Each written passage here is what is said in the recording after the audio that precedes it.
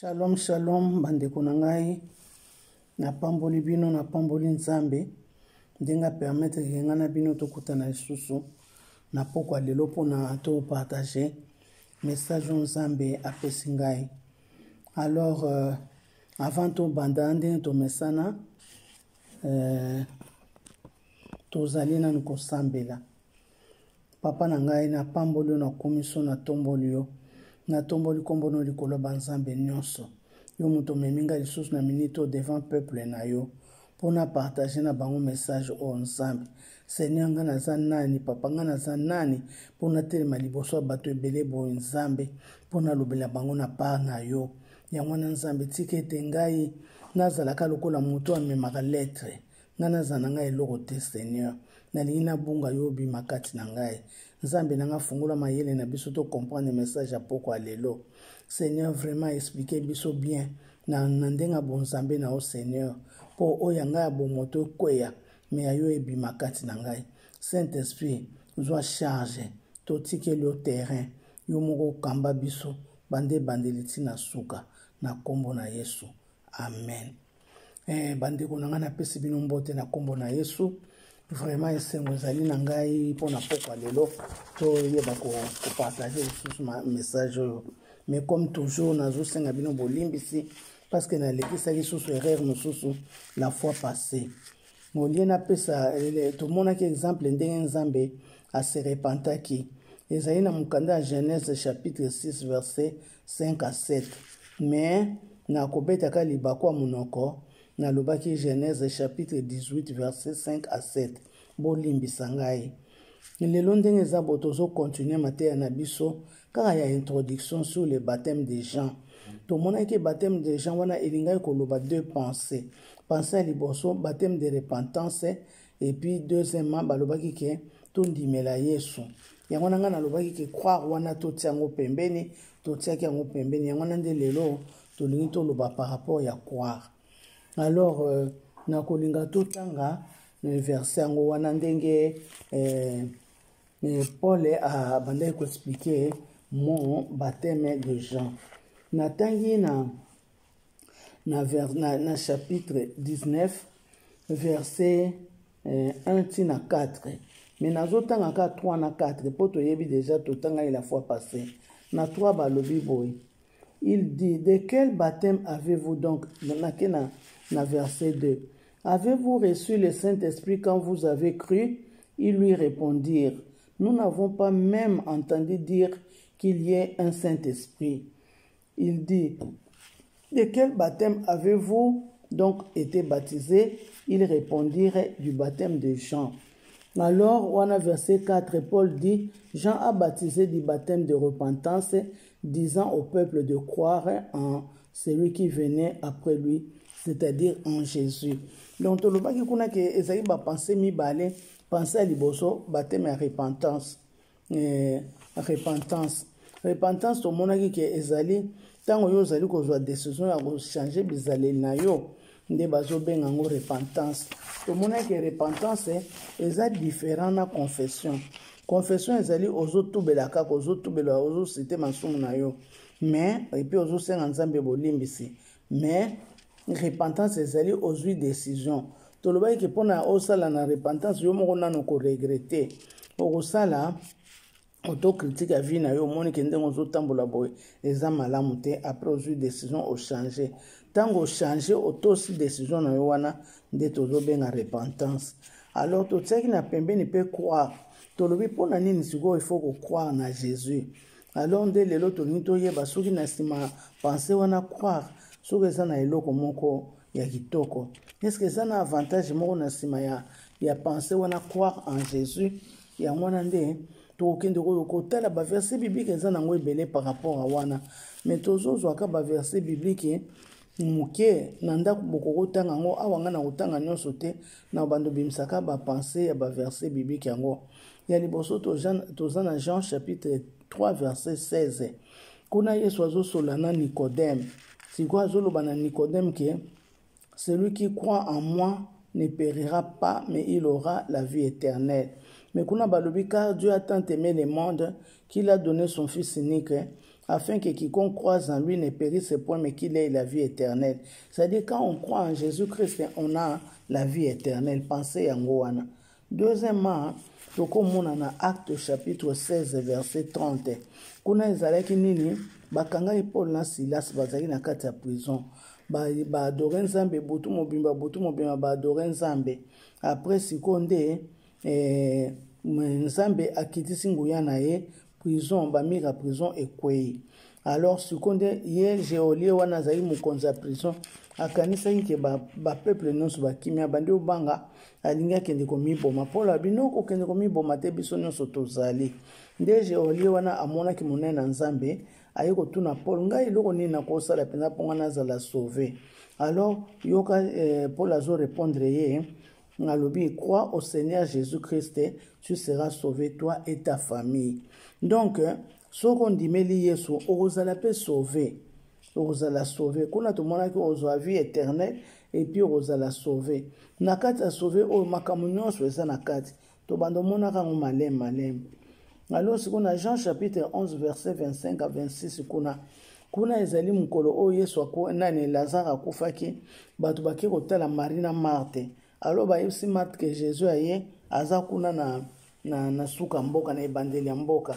Marthe aki kuna amoni Jésus, alobi na Jésus, wani nosali biso boye, biso vraiment totinda ye moto po aya kobenga olie mwana aza kobela na minute mwana deja akufi. Mais Jésus azoyebisa Marthe wana alobi, Jésus alobi, je suis la résurrection et la vie. Celui qui croit en moi vivra, même s'il meurt. Donc, ce qu'on dit, mais Yesu wana, ata okufi, okosekwa. Parce que Yesu aza lisekwa. Alors, ata okufi, okovivre lisusu. Okovivre lisusu. Ata okufi. Donc, tout y a déjà ma richesse wana oza derrière verbe croire. Parce que tant ezalité comme les apes pas maté ya moko déjà to yebi yango to zongela malem bezalité qu'il faut vraiment na kende penza ko bandara explication ba na seme to yebi ke so itondimeli Yesu to kozala na vie éternelle. Na mukanda ya 1 Jean chapitre 5 verset 13. Kuna siko bazoloba boy. Jean zoloba boy. Sachez que vous avez la vie éternelle, vous qui croyez au nom du Fils de Dieu. Donc, mutu nyonso andimeli Yesu, andimeli Yesu, aza automatiquement na vie éternelle. Kombo na ye komami na buku ya bomoi, aza na vie éternelle.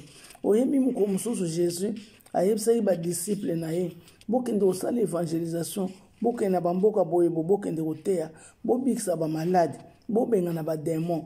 Alors le bango bake kuna ba démon bazobanga bango le baye kozonga bayebisi Jésus, oyebi maître. Nento kekuna ba démon penza liboso na biso bazo trembler yoka Yesu bino boza ko sepela pona ba démon bazo trembler wana kutu eza eloko muke bo sepela nanu parce que kombo na bino ekomami na buku ya bomoi yango na ndeko na ngai soki kombo na yo ekomami na buku ya bomoi eza déjà privilège moko munene. Alors na mukanda 1 Thessaloniciens chapitre 4 dans le verset 14, balobi, si vous êtes mort en Jésus, vous ressusciterez. Bato nyonso bakufaki, so bayambaki Yesu na bomoi na bango, leur enlèvement ekoya, leur nani trompette en Nzambe ekobeta, leur trompette en Nzambe ezobeta, automatiquement Bible elobi les morts en Christ ressusciteront premièrement. Donc soko yambi Yesu okosekwa okende bandeko makambo ndenge eza boye. Eza makambo lisekite, ce sont des réalités. Il faut to banda koyeba ngo. Bato mingi balinga kopesa tante pona bayeba makambo. Soko ningo te ya bango sola na bango, omona bakominga bato binzambi babandi. Eloko nini yango ya koyebisa ngai. Eloko nini ya koyebisa nga. Nga kutu nde nazabo, nazana nga chrétienne catholique, nazana nga chrétienne kimbangiste ndeko. Makambo eza na makambo ki chrétien te ko chrétien catholique ou bien chrétien nani, ça n'a rien à voir na religion na place yo sambela. Nde problème ezali wana osala alliance na yo na Jésus Christ.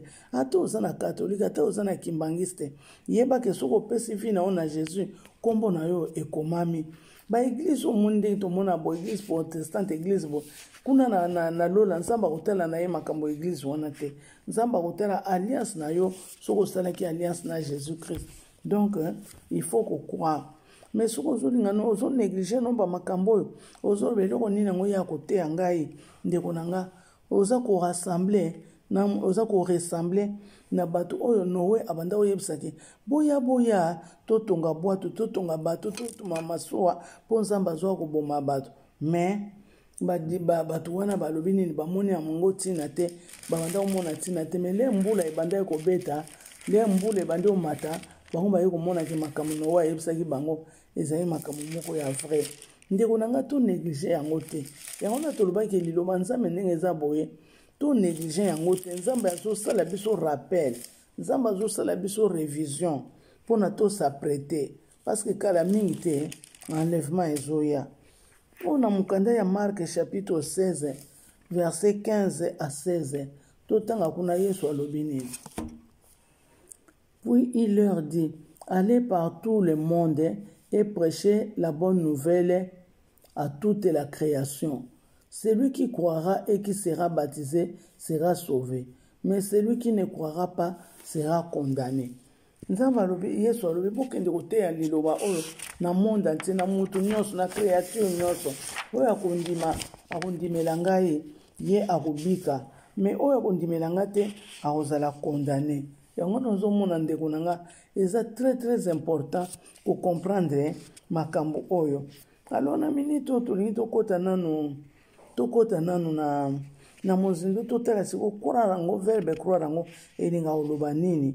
Croire, que signifie le mot croire? Alors tokei selon dictionnaire na la rousse tomonaki boyeke croire wana na latin babengi yango credere. Kutu biso ana Italie babenga verbe croire credere.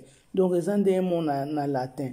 Alors kuna balobi ke croire na dictionnaire balobi admettre quelque chose comme vrai, comme réel, comme certain. Donc wana ezali sur le plan intellectuel croire c'est quoi? C'est mukondima iloko moko ke likambo yonga na yoki eza vrai. Likambo ba yebisinga eza vrai. C'est ça croire selon vision normale ya bato batangi selon dictionnaire selon la Larousse. Mais par rapport à la Bible na kati ya Nouveau Testament action de croire wana ezali vraiment na signification plus profonde. Ezopesa signification ezala ngoka ndenge balobi wana mais na kati ya Nouveau Testament ezokotisa biso susu ezopesa ngo poids lisusu makasi. Alors parce que Nouveau Testament eutaki na langue grecque. Alors verbe croire wana pendant que na latin babenga ngo credere mais na grec babenga ngo pisteio.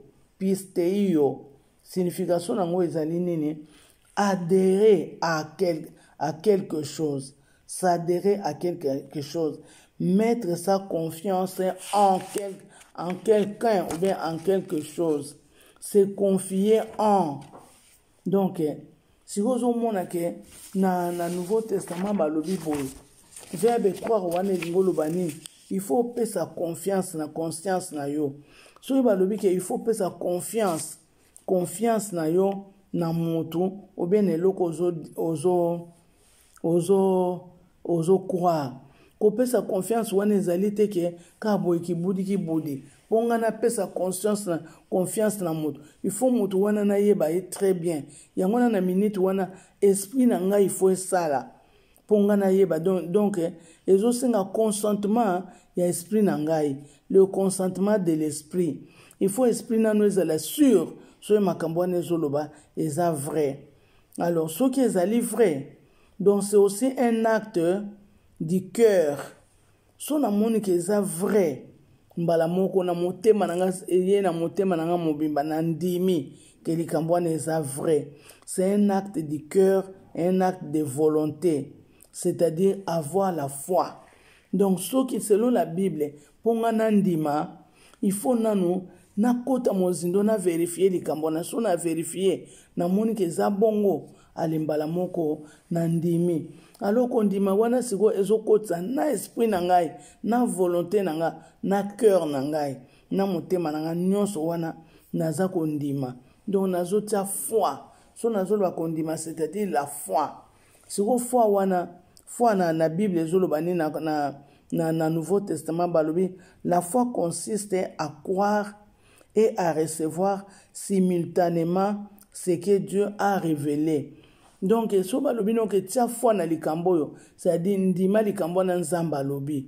Pour Bible lobi, foi et bota marawap. La foi vient de ce qu'on entend. Ce qu'on entend, c'est la parole de Dieu. Donc, ozo mona foi, ezo uta na liloba na nzamba. So ki siko pona o croire, so ba yebiso ke croire na likambo yo, il faut esprit na yo foi esala. Il faut motema na yo esala. Il faut pe volonté na yo esala. Ya wana nde na tie na nyonso, na lobi il faut za na foi pour na croire.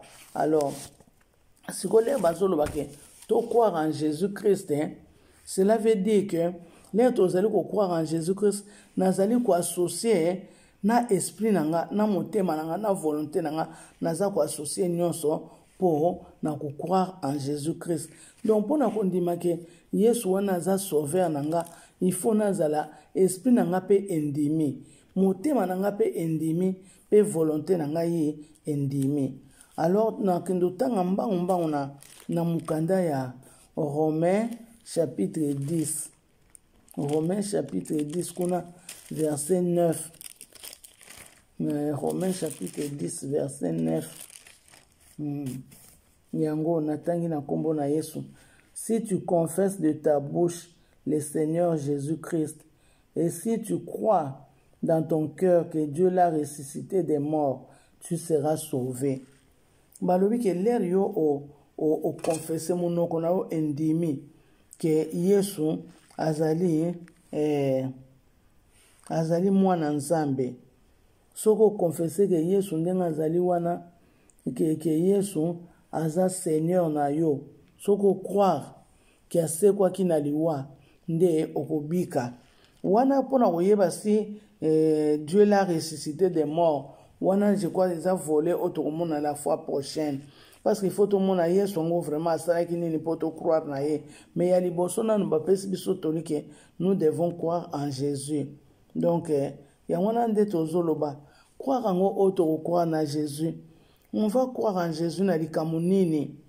Na likamunini pourquoi il faut te croire en Jésus. Jésus a sali loko nini pour biso to croire na ye. Pour nous devons croire, Croyez au Seigneur, tu seras sauvé. Quand tu crois au Seigneur, tu seras sauvé. Il y a moins de toyer batté. Croire en Jésus, tu seras sauvé. Et là, on est Jésus a sali. Oh, penza tozo mona ke non a sali penza likambo bien. Tika na pesa confiance na ye. Ya mwana nde to ke malembe. Ya mwana nde konanga na lobi talaka yo moko. Jésus ozomona mokili mobimbe lobela kaye. Un certain jour na banda hôtel na télévision na moni ba évangéliste mo bazo ke ndotuna ba. Tu connais Jésus? Oui, je connais. C'est qui? Oh, c'est un grand personnage de l'histoire. Tu connais Jésus? Bon, c'est un homme qui a vécu boy. Donc batuno so bayebi. Awa na poto lenga na yaki ndeko na bengai na Italie okutu biso le tozalaki bana mikenga na banda okanisa ke Rome ezalaki na lola tout chemin mène na Rome wana ozomona nete za lola mena ya awa bandeko nanga na kutani na bato ba église awa eza vide okomona ba église na quartier ni chaque quartier na église na bango mais okokende kuna na église bato 10 kaka bato 5 kaka bato boy bato bakoma na bango révolté mais soki bokomi na décembre t'as la fête à Noël ndenge ba prépara kango. Moi je crois qu'impact waneza poto mobimba. Awa babengaka fête wana Natal les années de fête à nativité donc fête à naissance. Awa koyoka batu bazo préparer Natal. Okende na gauche Natal ba magasin tondi Natal pona kosomba babiloko pona Noël wana donc ndenge zali wana bayeba ke na Noël wana selon bango nde eza wana Jésus abotamaki na Noël wana mais Jésus ngo sikoyo botela nanu valeur à Jésus eloko nini ngo Jésus asali na vie na bino eloko te yango na ndeko nanga yo kozala na distraction te makambo ndenge eza boye etali nango église te kopesa opportunité oyo te nzambe azotia liboso na yo mpo oloba nga naza nanga chrétien boye balongoli yo na église na yo te awa nga nde nazoteya makambo ya baéglise te soki na banda oteya makambo ya baéglise nde nalobi na yo ke longwa na église oyo yaka na église oyo c'est pas ça. Le problème c'est pas l'église, le problème ezali ke yo okroire na Jésus. Au croire na Jésus pour la vie éternelle. Au croire na Jésus ata okufaki okosekwa. Au croire na Jésus ozala sauver. Babiloko wana nyonso to tiango ensemble. Yango na tomoni ke ko croire na Jésus c'est important. Mais la fois passée la fois prochaine to yakotala. Jésus ngopenza iloko nini yango Jésus asalaki. Yango na obiso nyonso ka il faut te croire. Toya kotala la fois prochaine soki Jésus asalaki nini. Ko négliger message au tende konangai. Et ça message mo très important. Soko yoki message oyo pesa pe moninga ayoka. Koloba te ko nga na yebi yango déjà. Koloba te ke message yango nde abanda koloba nde yango nga makambo wana déjà na yebi. Non. Koloba te ke makambo wana yebi oyebi. Tobenga rema nini rema ezali makamyo yeba déjà me mukolo mususu le nzamba ya kofungolela yo okokamwa penza soki place wana yo oleka déjà passage wana. Donc vraiment oza temps favorable nzamba azotia liboso na yo pesa pe mutu mususu opportunité ayoka yango ameka nani kotia kasa l'attention mais Jésus ngo penza to ko croire rien na likambo nini nde yango nanga na wa otea prochainement pona lelo nzamba zwa lokumu to sukisi awa bandeko. Ce n'est pas que ngana koza devant Bible na banda koluka ba verset biblique na préparer matéa oka pona ya kobwaka ngona balabala. Non ndeko na ngai eza vraiment très important pour na vie na yo. Omoni musalo ngana zosala nzamba kofuta ngai salaire na ngai kozala po nzamba zomona ke na zosala tigete yo pe omipesa na koyoka lakisaka pe bana vandisa bana na ndako bandako te ya bango malembe nous devons croire à Jésus ne ko croire na nini kande na zoka malembe bo o banda pe ko expliquer bana malembe bana bayeba po mingi to monaka mama soki lera prière ya mosala nzambe songolo efungwami afungoli télévision na yo bien appareil na ye akokota na chambre azobondela atiki bana soki komba bana ekomami te ndeko nanga bana pe bakokende te kotisa bana na nzela oyo bayeba nzambe tika nzambe apambola biso. Seigneur, je te bénis Seigneur pour cette parole. Seigneur mon Dieu, mon roi, je voudrais que chacun de nous ait un impact au ezana kati ya parole, ait une importance au ezana kati ya parole nzambe na ngai. Bana no bazala attentif pour na yoka likambo Seigneur, parce que ezali dernier coup de sifflet oyo pesa. Ba oyo ba ko négliger, ba ko tika la ko sutuka ndenge délige mbule banda ko beta bango batikali. Nzambe tikete ba accorder importance pe ba kabula message oyo ebota mbuma na vie na biso ebota foi. Bible lobi la foi vient de ce qu'on entend c'est la parole de Dieu. Tikete makambo epesa foi po batu nyonso ba yoka ngo ba croire na Jésus. Merci Seigneur pour na message oyo na sengi bongo na kombo na Yesu azali mokonzi pe mobikisi na ngai. Amen. Merci bandeko na ngai. Shalom. Nzambe apambola bino. Tokutani la fois prochaine. Merci.